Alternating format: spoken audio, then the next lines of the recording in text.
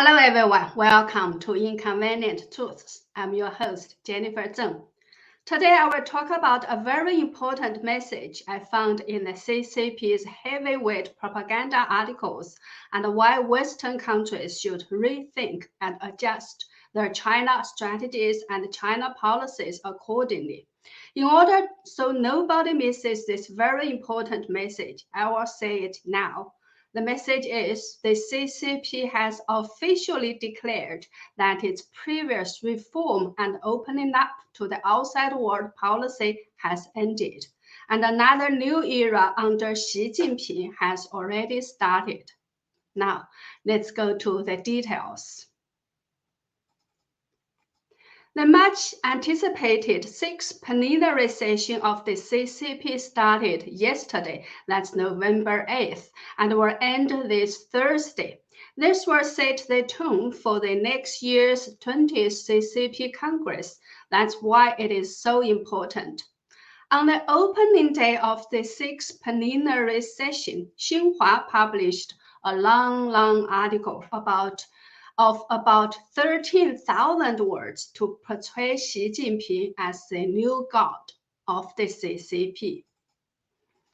This long article has a very long title too, and it is an irreversible historic journey from the revolutionary practice of the party's Central Committee with Comrade Xi Jinping as the co-leader in the new era to the realization of the great rejuvenation of the Chinese nation.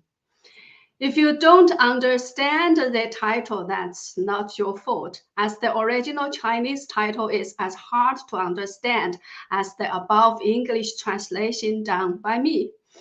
And to emphasize this long article, Xinhua also made quite a few videos, such as this one.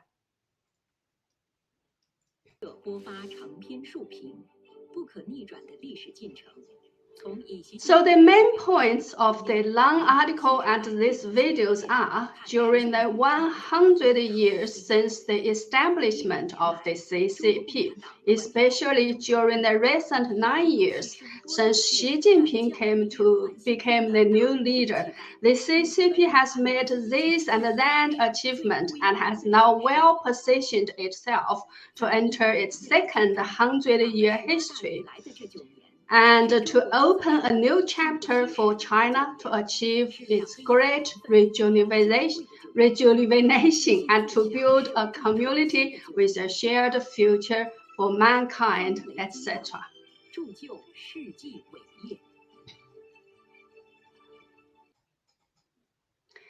So in this long article, Xi Jinping's name was mentioned 77 times, Mao Zedong 6 times, Deng Xiaoping twice, while Jiang Zemin and Hu Jintao 0 times, which means Jiang Zemin and Hu Jintao were not mentioned at all. Before this meeting on November 6, Xinhua published another 12,000-word feature article, which is called Xi Jinping leads the century-old Great Party into a new journey. This article says, quote, there are very few political parties in the world that have been in power for such a long time. Before Xi Jinping was elected General Secretary of the Central Committee in November 2012, the CCP had a central leadership with Mao Zedong, Deng Xiaoping, Jiang Zemin, and Hu Jintao as its main representatives. Xi Jinping has led the CCP into a new era, achieving its first 100-year goal of building a moderately prosperous society and embarking on an ambitious new modernization program, embarking on a new journey to achieve the second 100-year goal of comprehensive national rejuvenation. Xi Jinping is undoubtedly a core figure in navigating the tides of history. how he will lead the party through the opportunities and challenges, how he will lead China back to the center of the world stage, and what impact that will have are questions that have received as much attention as they did when he first took office as the General Secretary of the Communist Party 9 years ago, unquote.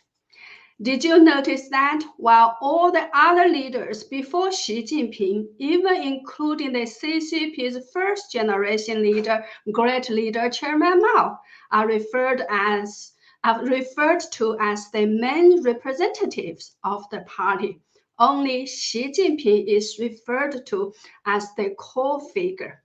So in this article, Xi is even above Mao.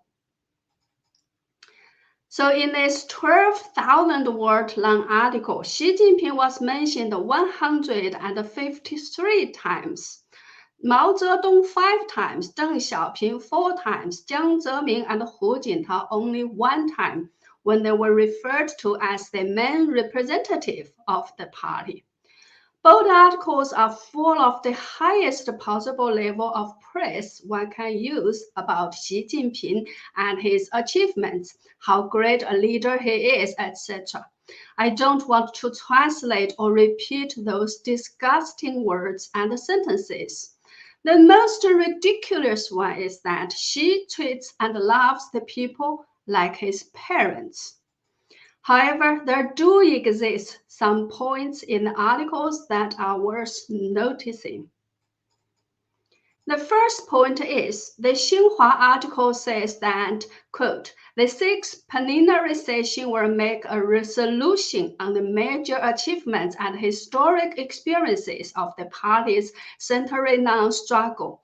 Looking back at such a special historic moment, the Leopards tale of the century-long party history of revolution, construction, and reform has been concluded, and the dragon's head of the comprehensive construction of a modern socialist country is being opened, unquote.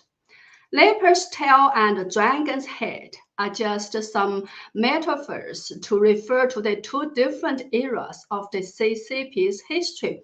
One era is before Xi Jinping, when the party was doing the revolution, construction, and reform, and that era has ended. Another era started with Xi Jinping, and it is the comprehensive construction of a modern socialist country. Although these are just a few sentences, it is a very clear statement that the reform and opening up to the outside world policy that was made by Deng Xiaoping and carried through by Jiang Zemin and Hu Jintao was over. Now, it is Xi Jinping's new era to lead China to the great national rejuvenation as well as build a shared future for mankind.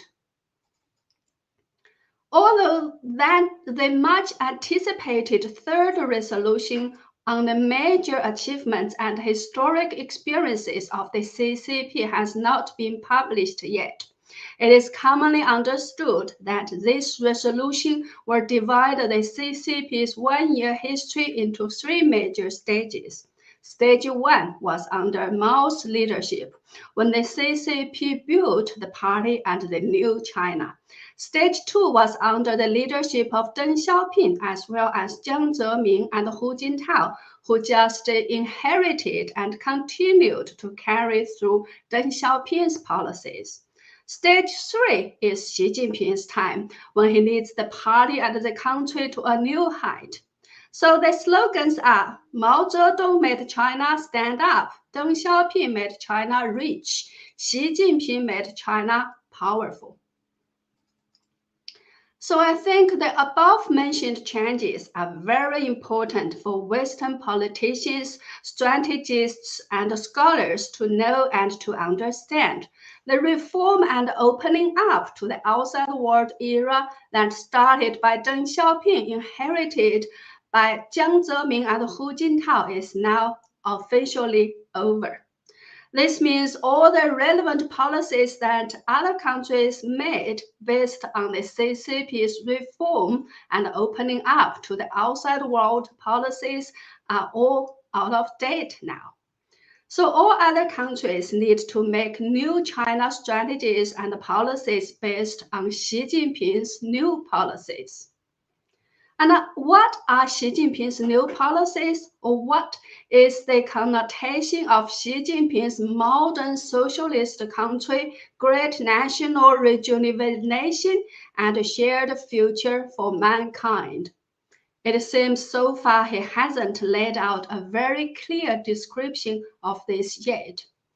But he has repeatedly emphasized that the CCP members need to stay true to the CCP's founding missions. So what are the founding missions of the Communist Party? I think they are to realize communism, internationalism, and to liberate the entire world, right? Another sure thing is that Xi Jinping has grasped and will grasp more power within his own hands. You know, in the 1980s, Deng Xiaoping set up a so-called collective leadership system for the CCP. So the members of the CCP's Politburo Standing Committee were supposed to make decisions collectively, and the General Secretary was only the secretary of the Politburo Standing Committee and should listen to the committee in theory.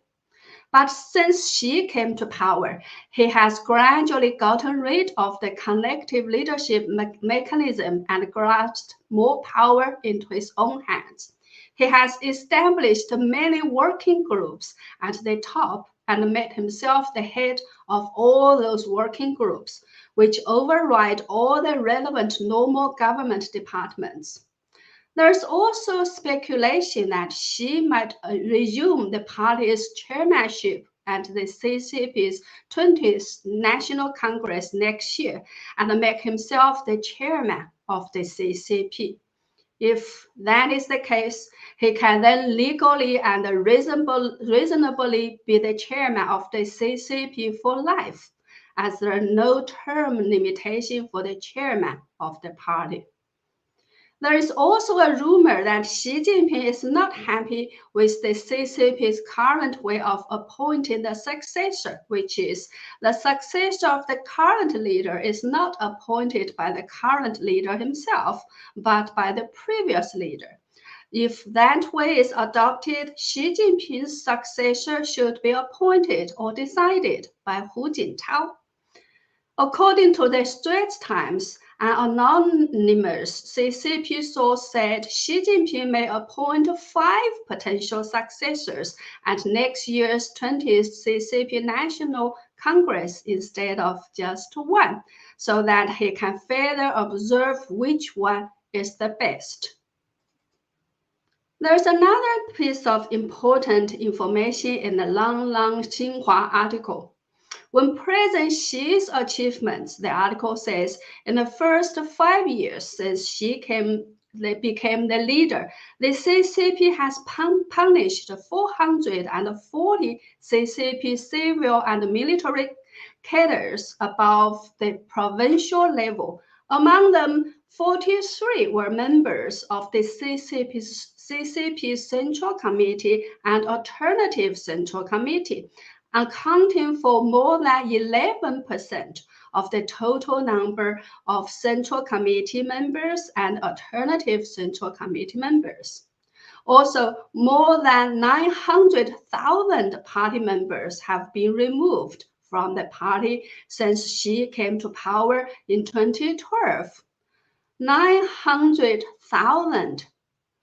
According to the CCP's own figure, it has about 95 million members this year. So that means nearly 9.5% of the CCP's members were purged under Xi's leadership. So this is to say, even according to the CCP's own standard, nearly 9.5% of its members are no good, and over 11% of its top leaders are corrupt ones. the percentage is higher than ordinary members. In Jiang Zemin's time, making money quietly was the motto, and corruption was the gear for the CCP's machine. Now, Xi Jinping wants everyone to stay true to the CCP's founding missions. Will that work? I don't think there's anyone inside the CCP who really believes in the CCP's founding missions. So how can they stay true to these missions? George Plehavoc, the father of Russian Marxism and Lenin's mentor, once predicted that the Bolshevik dictatorship of the proletariat would quickly evolve into a one-party dictatorship and then into a dictatorship of one leader. A society based on deceit and violence contains self-destructive explosives and will collapse as soon as the truth is revealed. He also predicted that the Bolshevik Party would encounter 4 major crises in turn: famine, ideological crisis, socio-economic crisis, and collapse crisis. And finally, the regime would collapse. This process may last for decades, but no one can change this ending. So these predictions were written into his will in 1918, less than 6 months after the October Revolution in Russia. But this will was only found in 1999 after the collapse of the Soviet Union. So, as the father of Russian Marxism, George Plehavoc accurately predicted that the dictatorship of the proletariat would quickly evolve into a one-party dictatorship and then into a dictatorship of one leader. I think this is exactly the direction the CCP is heading now. As to the 4 crises he mentioned, I think the CCP has already experienced 2 famine and ideological crises, and is currently experiencing the 3rd and 4th one, which are economic crisis and collapse crisis. So if George Plehavoc had successfully predicted the collapse of the Soviet Union, I don't know where Xi Jinping gained his confidence that the CCP will enjoy power for another 100 years. Well, that's all for today. Thank you so much for watching. If you haven't, please subscribe to please subscribe to and share my channel, and go to my website at jenniferzengblog.com. Sign up and become a member of Inconvenient Truth, or make a donation to support me so that I can continue my truth-telling efforts. Thank you. See you soon.